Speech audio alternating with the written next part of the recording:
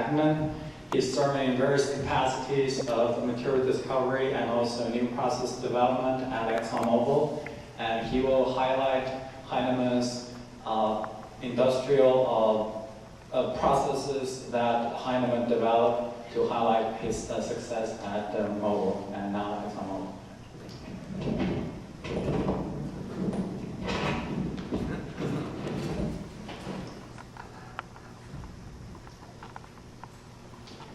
Thank you, Yunfei. Thanks, Peter, for inviting me to speak about Heinz and his contributions, especially at ExxonMobil. And thank you for putting the last on the agenda so I could have the last word.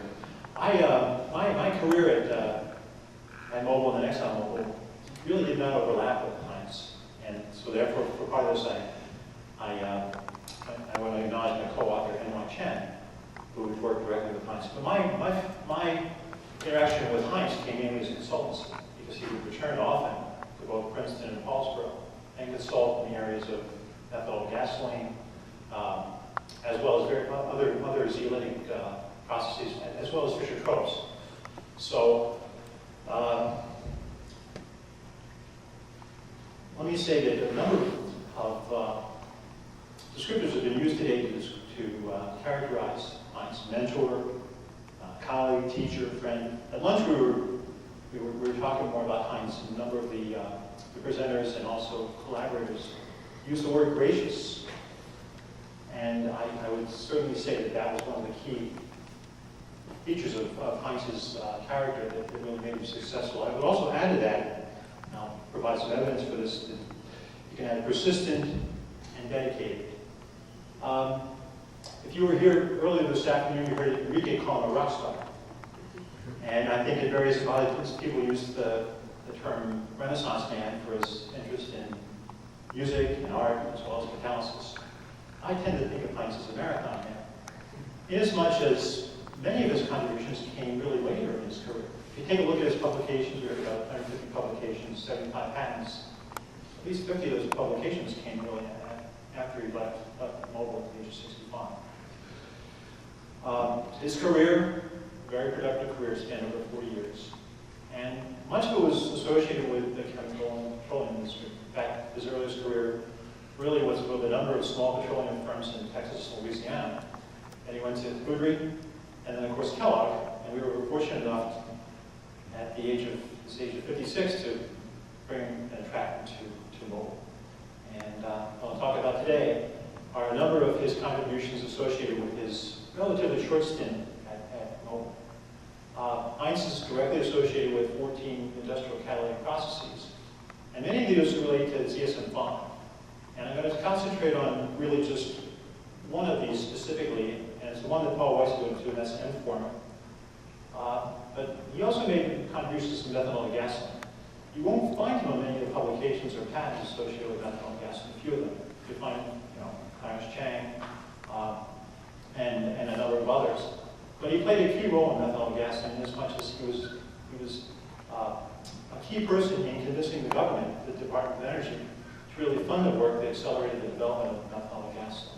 It was a significant role he played as a manager in the area of catalysis. But he did have a lot of direct contributions, technical contributions to the area of M-form. He joined Paulsboro joined Mobil Paulsboro in August of 1969, and there as a senior technical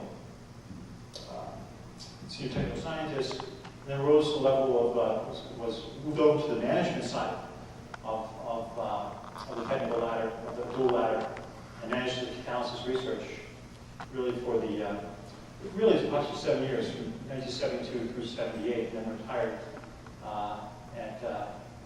from Mobil in 1978. So let me set the scene for sort of the environment that Heinz walked into when he joined Mobil in 1969, 68. We had the first stage selective process, selective forming, was set to be commercialized at the Frontier refinery in August of 67. And that laid the work, I think, for some of the later work in the area of reforming. ZSM-5 had been discovered in 1963 by George Landau, and it really stayed on the shelf for about 2 or 3 years before N.Y. Chen, together with Bill Garwood, started experimenting with this. They did some early evaluation in late 1965, and that material provided some early indications of some unique shape selectivity, although we didn't know what the structure was at that time. But certainly it provided some really interesting prospects for some catalysis. And there were just, as Heinz joined the company, there were some interesting catalytic leads that were emerging.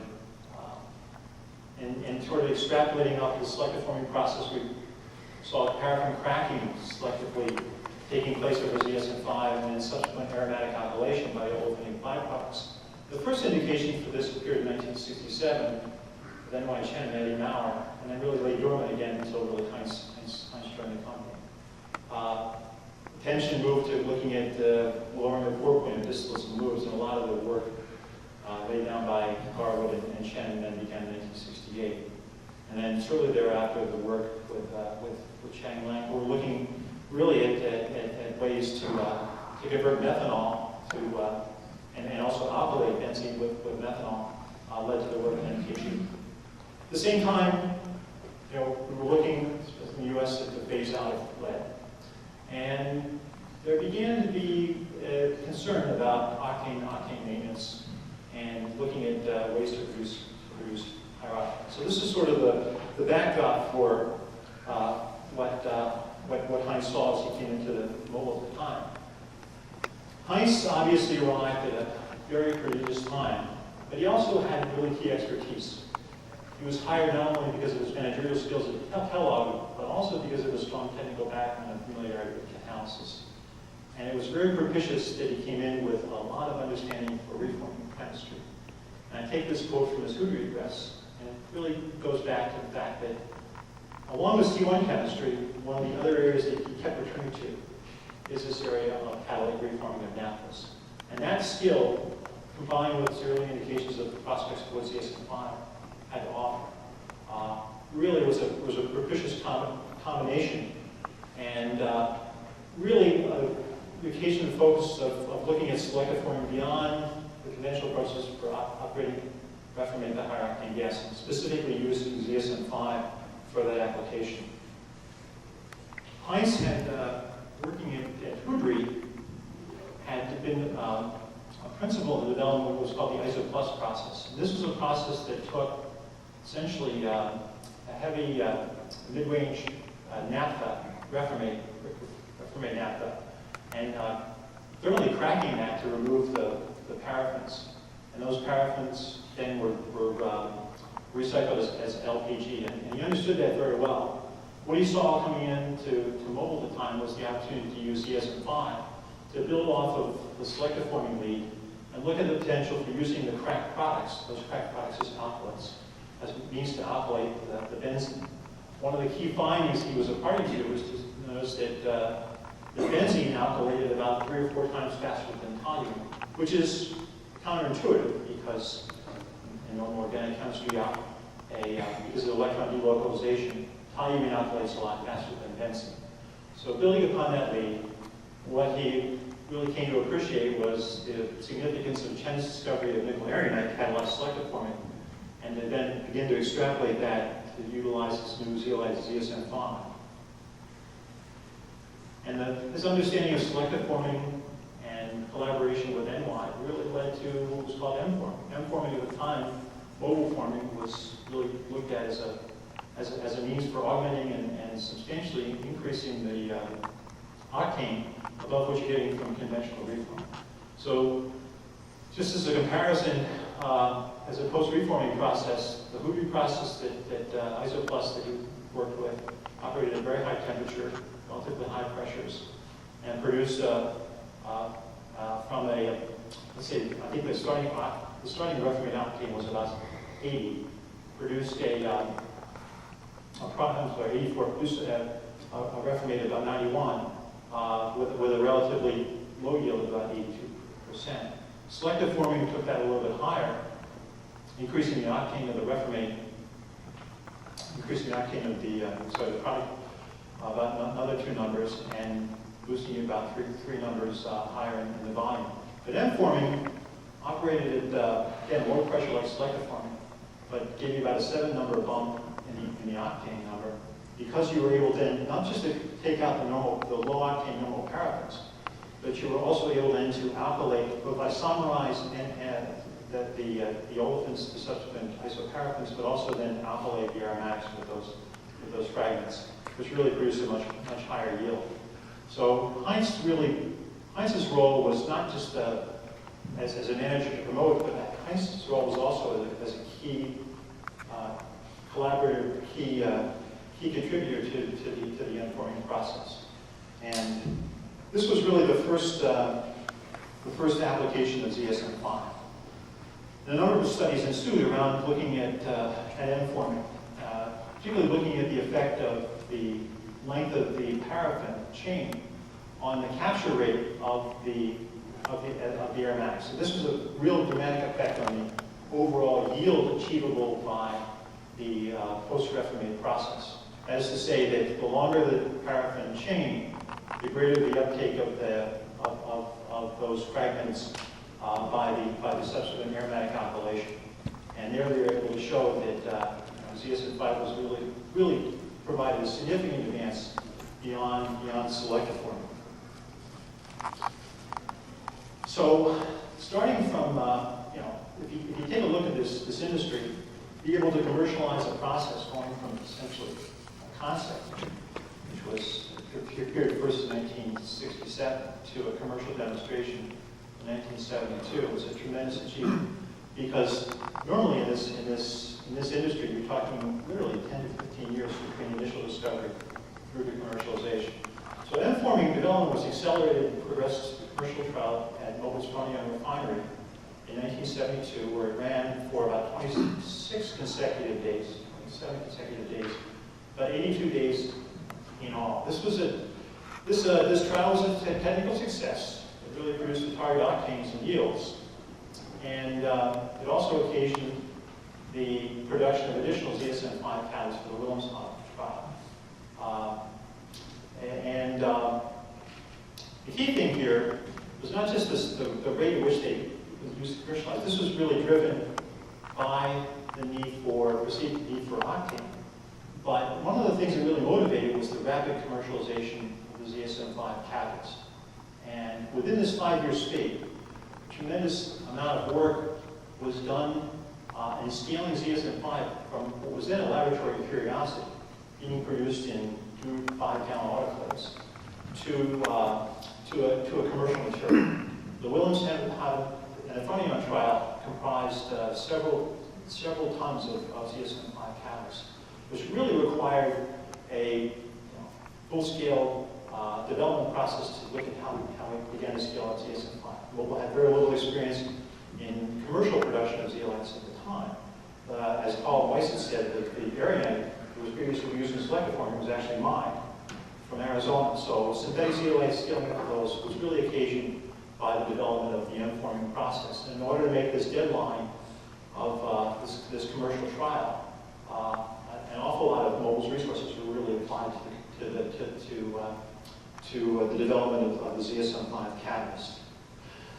What happened after the Degnan trial was interesting. While the catalyst performed and the trial was a technical success, and I'll show you some of the data from that trial, there were also advances in the areas of FCC and so in as much as rare Y and rare USY catalysts were being produced, which also produced a significant uptick in the amount of octane that was being produced out of gasoline. And therefore, the incentives for using high-octane reformate, we're talking about 102, 103 research octane reformate, really diminished. And the economics around end-forming then really diminished to a considerable extent. And the trial at Degnan, as I said, if you take a look at it, recharge octane number coming out of the reformer was about 85. And after the end-forming catalyst, bumped up to close to, you got about a 10-number bump in the research octane number with considerable yields. The process ran at close to its target 2 LHSV, And rather than what we were experimenting with in the laboratories, 600-degree average reaction temperature, they actually produced all these benefits at about a 10 to 15 degree lower temperature than what we saw in the laboratory. So, from young technical success, but economic really disappointment. Okay. Subsequently, Chen's early observations on aromatic formation, working with Heinz, looking at higher severities, led to the development of what was called the M2 forming process. And this was facilitated, was encouraged by Heinz.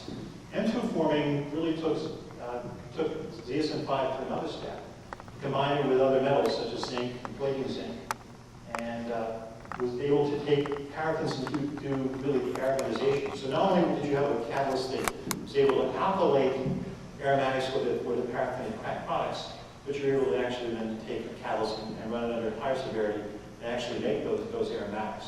This was really the precursor to BP's and UOP cyclone process. But the most critical thing, and the interesting thing, was that the commercial aluminum top and end-forming catalyst really became the basis for the commercial demonstration of Mobil's first silane isomerization process. We had a number of new engineers that came back from a trial in Naples, and while that trial was a success with a Bormann catalyst, really we're looking for something that was significantly more valuable. And so into the laboratory went a number of young engineers looking at whether ZSM5 would be a relatively good replacement as a silane isomerization catalyst. That resulted in the development of the vapor phase isomerization catalyst. And the rapid commercialization of that catalyst was really attributable to the fact that we had an excess amount of catalyst that was really produced at Wilhelmshaven. So, the key thing was that Mobil's decision to develop end-forming catalysts and the end-forming process resulted in the development of the first commercial process to manufacture ZSM5. And end-forming and Heinz's role in end-forming was really critical to the decision to manufacture ZSM5. In 1970-71, Mobil constructed a large pilot plant in Beaumont, not far from here, in Beaumont, Texas. And really that became the basis for the construction of the first zeolite plant. That plant really operates today. In fact, a number of people in the audience, Kathy Keppel, Bob Bundes among them, were very closely associated with this plant. And that was really the nexus for the development and the production of Mobil ZSM5.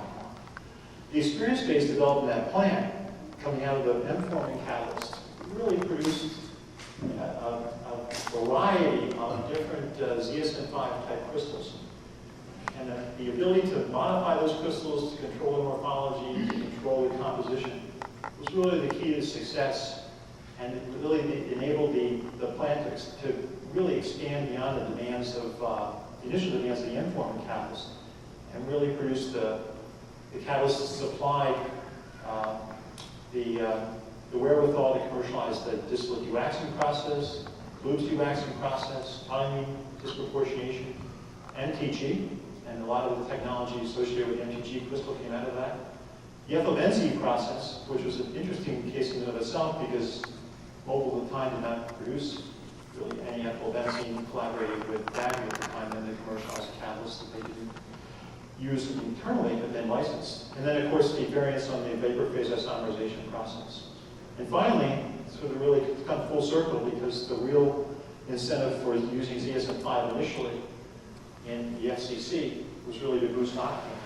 So ZSM5 did finally find its way into increasing octane, but not in the way that it was originally intended in the M-forming process. It came about through really octane improvements as an additive in the FCC. And that in itself is an interesting story because while that catalyst was developed to improve octane, the main application for it today is really in the production of propylene, where about 35% of the world's propylene is produced by the ZSM5 additive for FCC. So, in sum, Heinz's contribution as a manager, as a technologist, was really in streamlining the commercialization process for a number of zeolite processes at Mobil. The key one, if you take a look back, was really M-forming.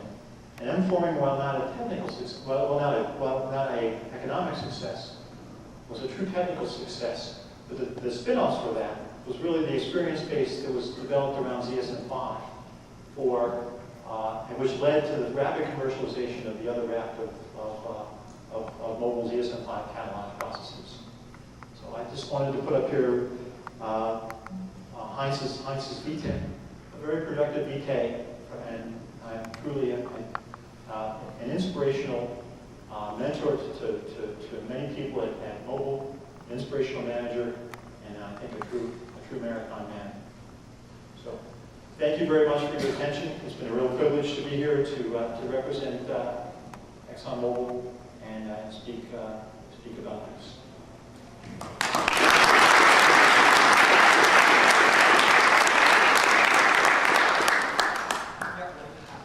Quite a bit of time for questions from the audience.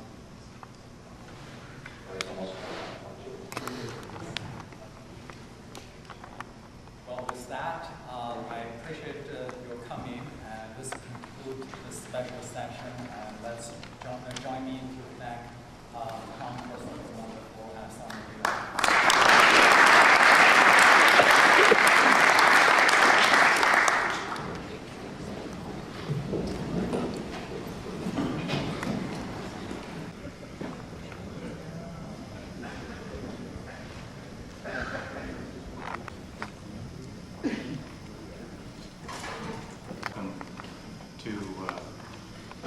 Wednesday sessions for the 20th North American meeting. We have a full line of activities today. I'd like to go through real quickly just some of the announcements, and then we'll move on with the program. Today, after the plenary session, I would ask that you please take all your materials once the plenary lecture is over, so that the room may be converted over quickly, and that we can continue the sessions in this room later that are scheduled for it. Those of you who are presented posters last night, please make sure you pick up your poster by lunch today, and so that we can clear the sections off in advance of tonight's poster session. Rooms 1 and 2 on your programs, as you have been told earlier, have been switched in the program, and please take note of that. So if you have a meeting in your book that's listed as occurring in room 2, it actually is occurring in room 1, and we apologize for that. So this area here will have the catalytic technology for the protection of the environment. If there's a question about which room is which, so room 1 and room 2 are switched in your book. Would also like for those of you who have not had a chance to visit the exhibition to stop by. There are refreshments in there during the breaks, and I think there's a number of interesting booths to visit, and I think you'll find it rewarding and such. I'd certainly like to thank our sponsors for taking the time out, coming in and putting on the presentations. We hope that you'll have a number of fruitful discussions with them. Those of you who have not picked up a banquet ticket and are planning on attending the meeting banquet, which is scheduled for Thursday night, we ask that you pick them up at the registration desk. If you are unable to attend the banquet and have purchased a ticket, we would ask that you also drop them by the registration desk. And you can return the banquet tickets there, and we will distribute them out to the COCUS Award students to help with some of their costs and help them attend the banquet. In the event that we get extra tickets for that, we will also try and distribute them to students. But the COCUS Award recipients will have a first chance at that, so I ask that please, if you're unable to attend, distribute your tickets at the registration desk so that some of our students can participate in the banquet. Otherwise, we look forward to seeing you at that. One last comment, please turn off your cell phones.